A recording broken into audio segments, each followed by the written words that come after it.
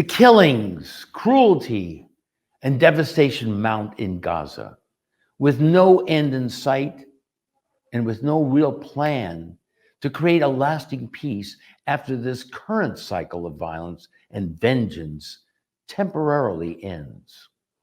Unique among the many ideas proposed to end and control the violence are the ideas and activism of my two guests on the Radical Imagination today.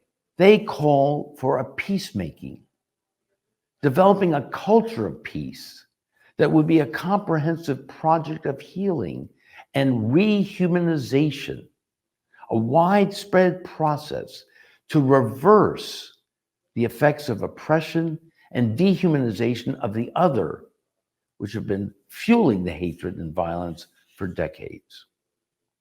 Avner Wishnitzer and Sulaiman Khatib are co-founders of Combatants for Peace, a group composed of people from both sides of the conflict who have committed to nonviolence and peaceful coexistence.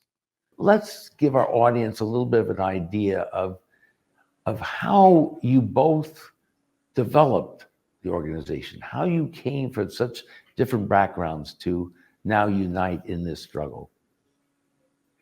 You know, I'm trying to relive these first meetings. There was fear and suspicion, but there was also tremendous curiosity and real desire to understand what things look like from the other side. And I think this was to me, it was a revelation. It was sitting in the same table with people that maybe a few years earlier I could have shot at easily, not as a metaphor, but as a real life situation. And here they are, you know, sharing the table with me. And they were telling their stories, we were telling ours. There was nobody to facilitate the meeting. There was nobody to lead us anywhere. We didn't know where we were going with that. We didn't come there to start a new movement. We had no idea where this is going. But then spontaneously, people started telling about themselves, because we imagine a long table with maybe 20 people sitting around it. Nobody knows the others. And, you know, so I am this and that from that place. And I grew up here and I went to the army, or I joined the armed struggle, and suddenly you get a completely different perspective of the same reality you grew up in. For me, it was the perspective of the occupied. Yeah. I never would have thought about these things. So on the one hand, and this is crucial for Combatants for Peace since day one, there is occupied and occupier. We never try to erase the asymmetry in power relations. It is part of this reality that we are challenging. Okay, so that's one level, and it was clear from very early on.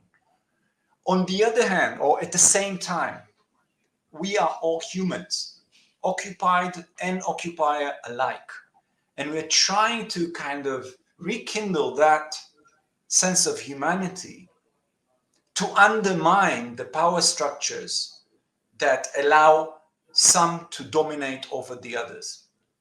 Right.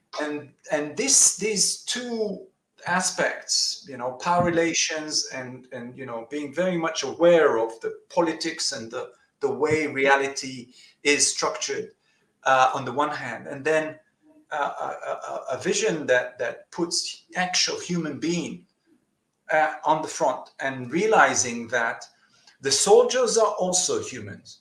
Maybe they are part of an oppressive system. That's what they do. This is what you know, me and my friends were doing. Absolutely. Right? Yeah. So we came from there. We came from the violence, and we never forget that. I have to say, like, we believe like different world, a kinder world, a nicer world is possible. And not just for us Palestinians and Israelis, which we share this piece of land. but beyond that, for humanity and for a global change. I really believe in a global change, and I'm actually optimistic. I see um, a system change is really needed in the world, and that's what I see right now. Actually, despite the bloodshed and what's happening right now in Gaza, unfortunately, and in that sense, I believe the role of America as a big, strongest country and American people is centrally important. Um, yeah, and in our micro conflict, um, I'm really like I have to say like to be truthfully and honestly, I think the American policy, policy is something, and the American people are something different. I have to differentiate. We've been a few times in the US like doing speaking tours and meetings, and we meet a lot Yeah. of alliances and a lot of people. We have a lot of supporters actually in the US. Yes.